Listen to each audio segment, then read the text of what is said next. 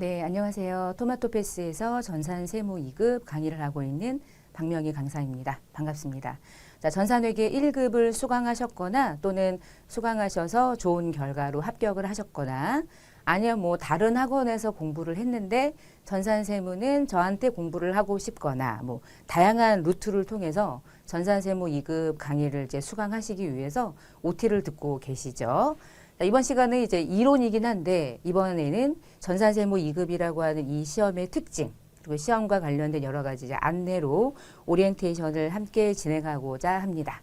자, 일단 화면을 잠깐 보시면은요. 전산세무 2급 자격증은 어느 정도 수준이 좀 있다라고 하는 거고요. 그러니까 과목은 재무회계랑 원가회계랑 그리고 세무회계 중에서 소득세하고 그리고 부가가치세 이렇게 네 가지 과목이 시험에 출제가 되고 있어요. 그러니까 네 가지 과목이 수준이 아주 낮진 않아요. 어느 정도의 수준은 있어요. 그런 개념이고요. 그리고 뭐 관련 지식을 가지고 하는. 그다음에 우리가 요즘에는 뭐 세무, 회계라고 하는 시험의 특징 중에 하나가 다 누가 이렇게 수기로 작업하지는 않으니까 전산을 프로그램을 활용해서 시험 보는 거죠. 그래서 전산이라는 이름이 붙는 거고요. 그러니까 전산이 더 중요하냐 아니면 이론이 중요하냐라고 말하면 사실은 이론이 중요한 거예요. 그러니까 이론이 안 돼 있다. 그러면 전산이라는 프로그램을 활용할 수 있는 능력을 물어보는 건 아니고 너가 이론이 되어 있어? 그럼 프로그램을 활용해서 네 실력을 보여줘. 라는 게 이 시험의 특징이기 때문에 이론 공부를 탄탄하게 하셔야 실무편에서 여러분이 알고 있는 내용을 잘 활용할 수 있어요. 그래서 전산회계 프로그램을 좀 활용한다는 뜻이고요. 그 프로그램의 명칭이 이제 K랩이라는 프로그램이 되겠습니다.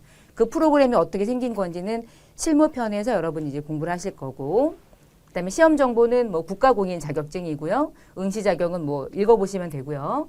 전산 세무 2급은 1시간 30분, 그러니까 90분 동안 시험을 응시하게 돼요. 그러니까 시험 시간은 당연히 뭐 이론하고 실기를 같이 1시간 안에 이제 보는 거니까 1시간 반 동안 시험 보기 때문에 시간이 되게 부족하다. 시간이 부족해가지고 시험 문제를 못 풀었다라는 경우는 사실은 제가 이제 들어본 적이 없어요. 실제로 정말로. 대신 몰라서 못 푸는 거야 사실은. 사실 전산회계 1급 같은 경우는 회계를 처음 공부하셨을 때 나 그냥 회계 1급 따야지 이래가지고 공부하는 경우가 많거든요. 그러면 시간이 부족해요. 그러니까 내용이 어느 정도가 숙지가 안 돼도 시험을 보니까. 근데 전산세무 2급은 여러분들 듣고 계신 여러분들은 어느 정도는 수준이 딱 준비되어 있는 상태에서 세무시험을 보기 때문에 시간이 부족하지는 않으실 거고요.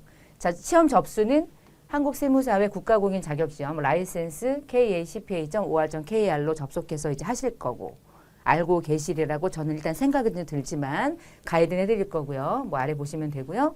응시료는 현재 지금 25,000원 조금 올랐죠. 자, 검정 방법은 전산세무 2급 자격증은 이론 전체 범위가 30%고요. 실기 범위가 70%인데 얘가 말하는 실기는 전산 프로그램을 활용해서 문제를 푼다는 뜻이지 실기를 입력하는 방법을 물어보는 게 아니니까 결국은 전부 다 이론이 정리가 되어 있는 상태에서 실무시험을 보시는 게 맞고요. 그리고 이론 같은 경우는 객관식 사지선다로 15문제가 출제돼요. 15문항이고요. 문항당 3점씩입니다. 그 점수 배점이 30점이라는 뜻이에요. K랩이라는 프로그램을 이용하는 문제는 전체가 시험 점수 문제가 70점 배점이고요. 100점 만점 중에 여러분의 합격 점수는 70점 이상이면 합격이 돼요. 70점만 맞으면 돼. 75점 맞아. 너무 기뻐. 80이야. 대박. 100점 맞는 사람들도 봤어요. 뭐 100점까지 맞을 필요가 있나? 100점 맞으면 좋지만 뭐 100점 만점을 향해서 이 자격증을 공부하기 위해서 깨알같이 모든 걸 공부하면 좋은데 그러나 우리는 인간이기 때문에 실수라는 걸 할 수 있고 저도 이제 세무회계 강의를 하고 있는 강사긴 한데 그러니까 세무회계 강의를 하면은 막 깐깐할 것 같고 막 하나부터 열까지 숫자에 대한 개념이 되게 막 예민할 것 같고 그렇지만 그렇지 않거든요. 뭐 그렇게 않으면서 세무회계를 강의하는 게 더 메리트가 있는 거예요. 모든 걸 다 깐깐하게 할 수는 없어. 그럼 매력이 없어. 여러분도 마찬가지인 거야. 그러니까 세무회계 자격증을 취득한다. 너무 예민하게 굴지 마시고 그냥 조금 더 러프하게 뭐 한 개 정도 틀릴 수 있지. 문제를 낸 사람의 입장도 고려해줘야지. 한 개 정도는 틀린다. 그러니까 100점을 맞추진 않아도 70점 이상이기만 하면 되니까 너무 스트레스 받지 마시고 열심히 공부하시면 합격하실 수 있고요. 많이 합격하고 계시니까. 자, 과목은 4가지 급수로 나눠져 있다고 그랬죠. 재무회계, 원가회계, 부가가치세, 소득세. 우리 이제 이론을 공부하실 때 이론 공부는 재무회계 먼저 공부하고요. 그리고 원가는 마지막에 공부를 해요, 제가. 그리고 부가세를 두 번째 공부하고요. 소득세를 세 번째 순서로 이렇게 공부를 하고 있고요. 그 다음에 재무회계부터 이 네 가지 과목 중에서 객관식 사지선다가 15문항이 나온다고 그랬는데 재무회계 문제가 전체 객관식 문제 중에서 5문항이 출제가 되고요. 원가회계 문제가 5문항이 출제가 돼요. 객관식 문제가 3점씩이 아니라 2점씩이에요. 죄송해요. 깜빡했어 지금. 그래서 30점. 15문제. 2점씩이잖아. 3점씩이 아니라 2점씩 해서 30점 100점. 그럼 결국은 요거 10점, 요거 10점. 그쵸? 2점씩이니까. 그리고 부가가치세랑 소득세가 부가세가 한 3문항 정도가 출제가 되는 편이고요. 소득세가 한 2문제 정도가 출제가 되는 편이에요. 그래서 전체가 15문항이 이렇게 문항이 기본적으로 이렇게 대부분 정해져 있는 상태에서 시험 문제가 출제가 되고 있다라고 보시면 되겠어요. 실기는 짬뽕이고 실기는 이것들을 다 짬뽕으로 이제 묶어서 문제가 출제가 된다라고 보시면 되겠어요. 자, 지금 화면에 좀 글씨가 좀 작죠? 작아도 돼요. 지금 뭐 문제를 풀려는 게 아니라 어떻게 나오는지 기출문제 예시를 보여드리는 거예요. 자, 이론 문제는 15문제가 나온다고 설명을 드렸죠? 이제 그 중에서 자, 1번, 2번, 3번, 4번, 5번까지는 재무회계. 자, 6번 문제인데 뭐 간접비, 원가 문제죠? 원가 문제죠. 자, 원가 문제 이렇게 해서 6, 7, 8, 9, 10 여기까지가 원가 문제. 그 다음에 11번하고 12번이 소득세 문제, 2문제. 그리고 마지막에 부가세 해가지고 부가가치세가 객관식으로 3문항. 그렇게 해서 객관식 문제는 15문제가 출제가 되고요. 위에부터가 이제 실기 문제인데 전산회계 1급을 혹시 공부하시고 세무 2급을 수강하시는 분들이면 약간의 차이가 있다는 것을 여러분 좀 인지하시면 좋을 것 같아요. 전산회계 1급은 맨 처음에 막 이런 거 나오잖아. 거래처를 등록하세요. 3점. 뭐 이렇게. 계정 과목 하나 등록하세요. 아니면 틀린 계정 과목 수정하세요. 무려 3점. 막 이렇게. 그런 식으로 맨 첫 번째 문제가 기초정보관리 등록하는 문제. 단순하게. 그게 10점 100점인데 전산세무는 그런 거 안 나와요. 그냥 바로 뭐가 나오냐면 일반전표 입력하세요. 이렇게 나와요. 일반전표 입력하는 문제 몇 문제 나오냐면 15점이 몇 점입니다. 문항당 3점씩이에요. 5문항이 출제가 되는 거야. 일반전표 입력하세요. 5문제 출제. 15점. 실기 중에 15점은 일반전표 입력. 그럼 두 번째 매입매출전표 입력하는 문제가 바로 출제가 되는데 매입매출전표 문제도 동일해요. 5문항이 출제가 돼요. 점수는 3점씩 5, 3, 15 해가지고 하나, 둘, 서희, 너희, 5 해서 매입매출전표 15점. 그러면 실기 전체 70점 중에 30점까지 나온 거죠. 그럼 40점 실기 남은 거예요. 자, 실무 문제 중에서 문제 세 번째 문항으로 뭐가 나오냐면은 부가세를 신고하기 위한 어떤 양식을 만드는 거예요. 부가가치세 신고서를 만드는 문제가 전체 10점 100점입니다. 한 문제 4점, 한 문제 6점. 대부분 이제 이런 경우에 뭐 이렇게 쭉 보니까 뭐 그러네요. 이제 가산세가 같이 나왔네요. 부가세에서 가산세 매우 중요하거든요. 그래서 가산세까지 적용하는 문제로 부가가치세 전체 10점이 100점인 거야. 그러면 70점 중에서 15점, 15점, 10점 날라갔죠? 그러면 현재 지금 30점 남은 거죠. 자, 뒷부분. 문제 네 번째 문제는 결산을 수행하는 건데 전산회계 1급 시험 보셨던 분들은 결산 문제가 한 3문항 나왔던 걸로 기억하실 거야. 근데 전산 세무는 5문항 나와요. 결산 문제가 5개. 근데 그렇게 막 어렵지는 않은데 회계 1급이 공부돼 있다. 그러면은 좀 쉽게 수월하게 하실 수 있고 회계 1급이 안 돼 있다. 그러면 어려울 거예요. 그래서 반드시 전산 세무 2급을 공부하시는 분들은 전산회계 1급 공부를 하시고 오셔야 돼. 안 하고 왔다. 그러면 저도 이제 그건 책임을 못 져요. 왜냐하면 저는 기초부터 강의하는 수업이 아니기 때문에 결산 문제가 하나, 둘, 서희, 너희 5개. 5문항이 출제가 됩니다. 문항당 3점씩. 그럼 15점 나갔죠? 그럼 마지막 15점짜리가 뭐냐면 소득세 문제인 거야. 자, 소득세 문제는 원천징수랑 관련된 문제로 15점 100점인데 요게 6점이거든요. 그러니까 요게 9점인 거죠. 이게 뭐 6 더하기 9. 한 문제 6점, 한 문제 9점. 9점짜리 문제는 연말정산을 직접 수행하는 문제. 그래서 약간 난이도가 조금 있을 수 있어요. 근데 생각보다 연말정산은 오히려 더 잘하시더라고요, 학생들이. 왜냐면 그렇게 막 어렵게 느껴지진 않나 봐요. 자, 이렇게 기출문제 제가 화면을 보여드린 이유는 전산세무 2급이 이런 패턴으로 문제가 출제가 된다. 그래서 이런 형식으로 문제를 풀어야 되니까 공부할 양이 생각보다 여러분이 알고 있는 것보다 오히려 더 많을 수도 있고 공부를 했던 경험이 있으신 분들은 뭐 괜찮구나라고 생각할 수도 있어요. 한번 보시라고 제가 화면으로 조금 보여드렸어요. 자, 2022년도에 이제 시험은 연 6회 시험을 보고요. 대부분 짝수달의 시험 본다고 보시면 돼요. 2, 4, 6, 8, 10, 12 이렇게 해서 그래서 여러분이 언제 접수해서 언제 시험 볼 건지를 기간을 잘 잡아서 세무 2급은 넉넉하게 한 2달은 공부하셔야 되지 않을까 싶어요. 그리고 강의를 듣고 그냥 강의를 들었는데 이해가 돼. 틀린 말은 아니니까 제가. 그러면 강의를 들었어. 이해가 돼. 그러면 끝 하시면 절대 이 시험은 준비가 안 돼요. 반드시 교재 안에 있는 문제를 푸셔야 돼요. 교재 안에 있는 문제로 문제풀이를 안 하거나 복습이 안 되면 절대 시험을 보기가 어렵습니다. 왜냐하면 강의를 듣는 순간에는 이해가 되는데 강의를 딱 멈추고 문제를 풀 때 문제가 안 풀리면 이해를 못한 거예요. 그래서 반드시 문제풀이를 하셔야 돼요. 문제풀이를 하는 것까지 제가 막 앉혀놓고 할 수는 없잖아요. 여러분하고 저하고 이제 온라인으로 만나게 되니까 그건 여러분이 하셔야 될 몫이 되고 저는 열심히 설명을 드리는 거죠. 이게 왜 이렇게 나오는지, 이게 왜 이렇게 만들어졌는지에 대한 설명을 드리면 이해가 됐어. 그러면 그 다음은 암기하셔야 되는 거야. 시험이기 때문에 이해됐으니까 암기가 자동으로 되겠지는 없어요. 이해가 되면 암기는 반드시 하셔야 돼요. 근데 제가 막 설명을 조금 자세하게 해드리는 이유는 뭐겠어요? 설명을 들어서 이해가 되면 암기가 수월해지죠. 그러려고 하는 거예요. 제가 뭐 얘는 쭉 읽은 다음에 얘는 동그라미 치고 요거 외우세요 이렇게 해가지고 하는 건 강의가 아니죠. 그러면 하질의 강의가 되는 거니까. 자, 그렇게 강의를 진행할 거고. 우리 이제 교재 보시면 출제 경향 분석을 제가 조금 해드렸는데 객관식 15문제 뭐 제가 설명드린 거고요. 한 회차마다 문제가 어떤 게 조금 더 많이 나오더라라고 하는 거는 제가 이제 출제 빈도수를 좀 이렇게 나름의 만들어서 교재 안에 수록을 했어요. 여러분이 참고사항으로 이제 보시면 되고요. 제가 잠깐 샘플로 보여드릴게요. 실무도 마찬가지예요. 뭐 늘 나오는 게 있기 때문에 그것들 중심으로 시험을 준비하시면 돼요.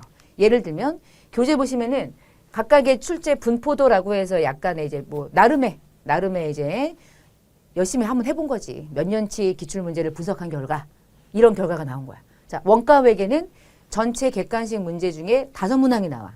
근데 언제나 한 문제 이상은 나오는 거지, 이게. 한 문제 이상은 나오더라. 한 문제 이상은 그게 원가 개념을 물어보는 문제. 그리고 뭐 거의 대부분 나온다고 생각하면 되는 게 원가 계산 문제. 아, 공손이라는 문제는 나올 때도 있고 안 나올 때도 있고 확률이 한 44%구나. 나올 때도 있고 안 나올 때도 있구나. 요 회차에 나오면 다음 회차 나오는구나. 뭐 이런 식인 거예요. 그렇게 해서 출제 분포도를 좀 보시면서 언제나 나오는 건 반드시 공부를 하자.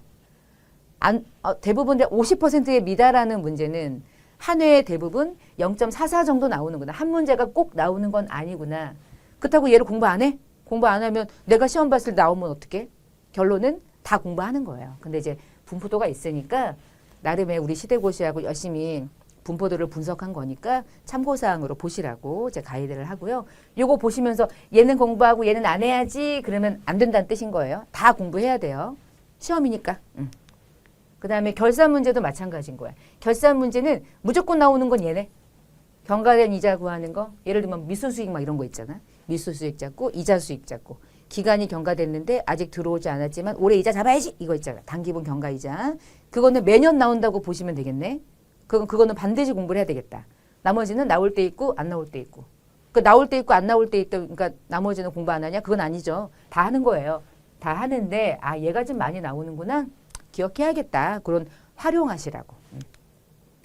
최근에 이제 기출문제가 어떤 식으로 2022년도에 출제가 되는지 추이가 뭐 나와 보시면은 부가가치세랑 이제 원천징수랑 요 두 가지가 2022년도에 뭐가 조금 달라졌냐면 우리가 이제 모든 세금 신고는 종이 서면으로 세무서에 가가지고 저 세금 신고하러 왔어요. 오 왔습니까? 이렇게 사인하고 도장 찍어주고 이런 거 안 하죠.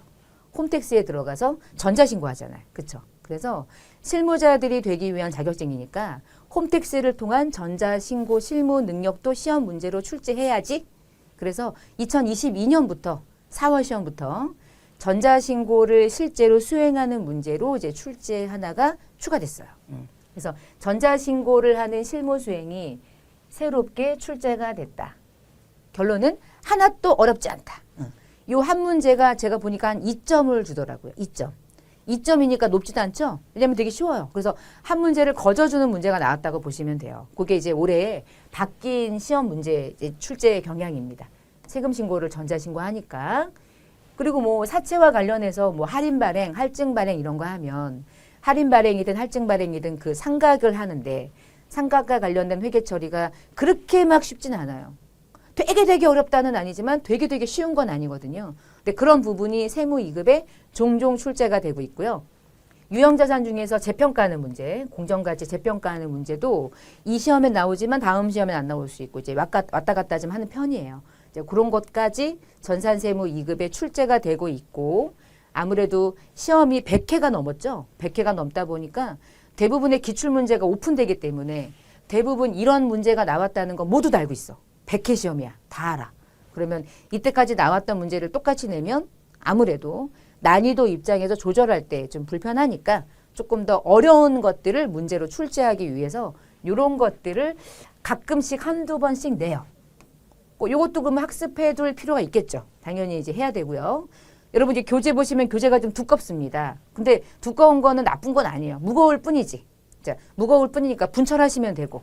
그러니까 교재 안의 내용을 최대한 아주 정확한 내용들을 조금 더 상세하게 많이 수록했으니까 이 교재로 시험을 준비하시면 여러분이 뭐 합격을 못할 것 같지는 않아요. 자, 그러면 여기서 이제 마지막 마무리를 하면서 이런 설명을 조금 드려볼게요. 전산회계 1급, 전산회계 1급이 어느 정도 공부가 되어 있고 꼭 합격을 해야만 수강한다 이런 아니에요. 합격을 하지 않아도 수강은 가능해요. 그러니까 결국에 회계와 관련된 기본적인 이해가 되어 있으신 분들을 한해서 세무 2급 어떤 과목을 여러분이 이제 수강하시는 게 맞아요. 이거는 먼저 말씀을 드릴게요. 그래서 전산세무 2급은 차변이 뭐고 대변이 뭔지, 자산의 증가, 자산의 감소가 차변과 대변에 간다는 설명은 없습니다. 그러니까 분계를 어떻게 하는지, 분계가 무엇인지를 설명하진 않아요. 그것들은 전산회계 1급에서 주구장창 하는 거예요. 그래서 그런 것들이 이해가 됐다는 가정하에 세무 2급 과정을 들으시는 게 맞고요. 순서가. 네, 두 번째는 세무 2급 강의를 들으실 때 과목의 이제 구성 요소가 이제 이론편이 있고 실무편이 있고 이제 기출문제 풀이편이 있죠. 자, 이론편을 들으시고 그리고 실무편을 들으셔야 돼요. 반드시 순서대로 하셔야 돼요. 이론을 공부 안 하고 나서 실무편을 들으시면 여러분이 절대 이해를 못 하실 거예요. 왜 그러냐면 실무는 입력하는 방법을 제가 설명드리고 우리가 이론에서 얘기했던 것들이 어떻게 입력이 되는지를 설명하면서 문제를 푸는 거기 때문에 이게 왜 답이 얘고 얘가 왜 답이 얘인지를 설명하지는 않을 겁니다. 대부분은. 그래서 실무는 알고 계시죠? 이거 입력할 때 이거 조심하셔야 돼요. 이런 거 하는 거예요. 그래서 이론이 공부가 되어 있으셔야 돼요. 그거는 좀 지켜주세요. 실무를 먼저 해야지 그러면 아무런 의미가 없어요. 그래서 반드시 이론편 강의를 다 들으시는 게 좋아요. 이론이 조금 양이 많죠? 근데 이제 뭐 저는 막 이거 외우세요! 막 하면서 강의하고 깐깐하게 끝내고 하면 좋지만 제 스타일상 막 이거 외우세요! 라고 하는 강의는 저는 하지 않아요. 만약에 그냥 나는 짧은 강의를 듣고 싶다. 그래서 나는 외우는 강의로 듣고 싶다. 강사가 얘기해 주는 거를 외우는 식으로 암기 수준의 짧은 강의를 듣고 싶다. 그럼 애땡땡 가시거나 해땡땡 가시면 돼요. 그런 데는 그렇게 하시는 거예요. 근데 저는 그렇게 강의하지 않아요. 저의 차별성은 좀 자세하게. 그리고 강의가 끝나면 모든 이론편은 모든 강좌가 끝날 때마다 챕터가 끝날 때마다 분계 연습을 하는 예제가 많습니다. 제가 최대치를 넣었어요. 교재가 페이지가 많아지면 돈이에요 다. 그래서 원가가 많이 들어가요. 근데 책값에 대비 원가가 많이 들어간 교재예요. 그런데도 이제 우리 시대 에듀하고 많은 문제를 수록하자. 그래서 타 교재를 사지 않아도 이 교재 한 권으로 모든 걸 끝내게 하자. 가 목표였어요. 그래서 최대한의 기출문제 중에 많이 나왔던 기출문제를 중심으로 교재를 아주 아름답게 꾸미다 보니까 양이 좀 많죠. 양이 많은 건 저는 여러분을 이제 도와드리려고 하는 거니까 마지막 그러니까 모든 챕터가 끝날 때마다 분계 연습이 있습니다. 이거 반드시 푸셔야 되고요. 그 다음에 분계만 하면 안 돼요. 분계만 주구장창했어. 근데 객관식 이론 문제를 못 풀어. 왜냐하면 응용이 안 되는 거야. 그러면 큰일 나는 거야. 객관식 전체 점수가 30점인 거잖아요. 그래서 반타작은 하셔야 돼요. 그래서 객관식 문제도 꽤 많이 수록했어요. 세트로 이론편 강의를 듣고 나면 제가 강의가 끝날 때마다 이론 강의 끝나고 나면 분계 연습이랑 객관식 문제 중에 몇 문제만 추려서 화면을 통해서 같이 문제풀이를 합니다. 그래서 그거는 제가 한 20문제가 토탈이다. 그러면 대여섯 문제 풀 거예요. 그럼 나머지 문제는 여러분이 풀 수 있도록 제가 여지를 남길 거고요. 풀다가 모르시면은 또 Q&A 올리시면 되고. 대신 뭐 답이 다 있으니까 답 보시면서 확인하실 수가 있어요. 그러니까 뭐 크게 어려움은 없으실 거야. 그러니까 이론이 공부가 됐다. 강의를 들었다. 그러면 분계를 풀고 마지막 객관식 문제를 풀어서 그 챕터에서 공부해야 될 모든 양을 마무리하시면 돼요. 그렇게 쭉쭉 따라 나가시면 되겠습니다. 그래서 이론을 공부하시고요.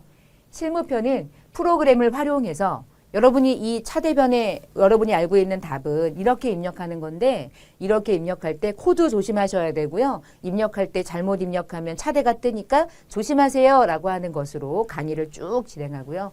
부가세 신고서 만드는 거는 뭐 실무에서 핵심. 원천징수 소득세에서 실무 너무너무 중요. 그거 다 중요. 대신 원가회계라는 과목은 실무에서는 별로 그렇게 뭐니 활용할 내용이 없어요. 그래서 원가회계는 이론에서 객관식 문제를 풀기 위한 학습이다라고 생각하시면 뭐 되겠습니다. 그리고 다 공부가 끝나고 나면 실무까지 다 했어. 이제 모든 걸 풀 수 있어. 그러면 그때부터 이제 기출문제를 풀겠죠. 자, 우리 기출문제는 92회분부터 99회분까지 문제를 수록했어요. 전체 총 8회분 기출문제를 수록했습니다. 그러면 기출문제를 틀어놓고 눈으로 보시는 건 도움이 안 돼요. 절대 그렇게 푸시면 안 돼. 기출문제는 여러분이 먼저 딱 푸셔. 그리고 강의를 들으면서 내가 어디서 왜 틀렸는지 체크해 나가시면서 도움을 받는 거예요. 기출문제 편 틀어놓고 따라하시면 안 됩니다. 그래서 기출문제는 여러분이 직접 풀고 내가 풀고 맞추면서 아 나는 이렇게 생각했는데 저 강사님은 저렇게 생각했구나. 그렇지만 결과가 같으면 아무 문제 없는 거예요. 근데 결과가 다르면 아 이렇게 생각해야 되겠구나. 문제 풀 때 조심해야 되는 건 이런 거구나. 이렇게 도움 받으시면 되겠습니다. 전산세무 2급 전체 강의는 이론 강의, 실무 강의, 그리고 이제 기출문제 강의 이렇게 세 강의로 나누어져 있으니까 여러분이 이제 순서대로 강의를 잘 수강하셔서 전산세무 2급 자격증을 꼭 반드시 취득하시기를 바라겠고요. 요즘에 살아가면서 세무회계라고 하는 이 분야를 모르고 살기가 어려워졌어요. 여러분 세금 신고는 반드시 해야 되잖아요. 알바를 하더라도 요즘엔 해요. 어떤 식으로 소득이 지급되느냐에 따라서 갑자기 종합소득세 신고서가 날라오거든요. 왜 날라오지가 궁금하시죠? 그럼 공부해야죠. 근로자인데 연말정산을 해. 연말정산을 할 때마다 뭐 내래. 그럼 회사가 해줘. 근데 회사가 해주는 거 내가 해본 적이 없어. 내 소득인데. 내 소득에 대한 세금을 내가 신고를 못해. 왜 그렇게 세금이 나왔는지 몰라. 그건 좀 그렇잖아. 어차피 죽을 때까지 세금은 내야 되는데. 그러니까 일반적으로 그냥 상식 차원에서도 세무회계 공부를 많이 하거든요. 그래서 반드시 취득한다가 목표입니다. 자격증을 반드시 취득한다. 근데 취득하는 것을 넘어서 아 이게 세무회계 분야가 이제 현대 사회를 살아가면서 매우 중요하구나. 꼭 공부를 해야 되는 분야구나 라고 생각하시면 공부할 이유가 너무나 많아요. 넘치고 넘쳐요. 그래서 요즘에 저는 이제 세무회계 강의하는 게 또 다른 재미가 생긴 거예요. 자격증만 취득하는 것뿐만이 아니라 워낙 중요하니까. 저는 이제 강의할 때 막 암기 수준, 자격증을 취득하는 수준을 좀 벗어나서 이게 실무에서 어떻게 활용이 되는지, 실무자들이 바라보는 이 자격증의 특징은 또 어떤지, 실무 중심의 자격증 강의를 여러분에게 강의하기 위해서 조금 노력하는 편이에요. 그래서 그런 생각을 하시면서 강의를 듣고 그런 강의가 필요하시면 제 강의를 들으시면 도움이 되실 거예요. 근데 나는 얼른 끝내고 나는 자격증 취득해가지고 71점 맞춰가지고 나는 끝낼 거고 실무는 관심 없다. 그러면은 사실은 제 강의를 들으실 필요는 없고 그냥 다른 데 가서 들으시는 게 훨씬 나아요. 왜냐하면 암기만 해가지고 자격증을 취득할 것이 여러분의 목표라면. 근데 그렇게 취득을 하시면 별로 살아가면서 큰 도움은 안 돼요. 금방 잊어버리거든요. 그래서 한번 저랑 같이 좀 차근차근 처음부터 상세한 내용들을 이제 공부하시면서 여러분에게 또 다른 지식으로 전달되면 좋겠습니다. 자, 이렇게 해서 OT를 조금 마무리하고요. 저는 다음 시간부터 재무회계 첫 번째 챕터부터 이론 강의를 진행할 거예요. 다음 시간에 뵙겠습니다. 감사합니다.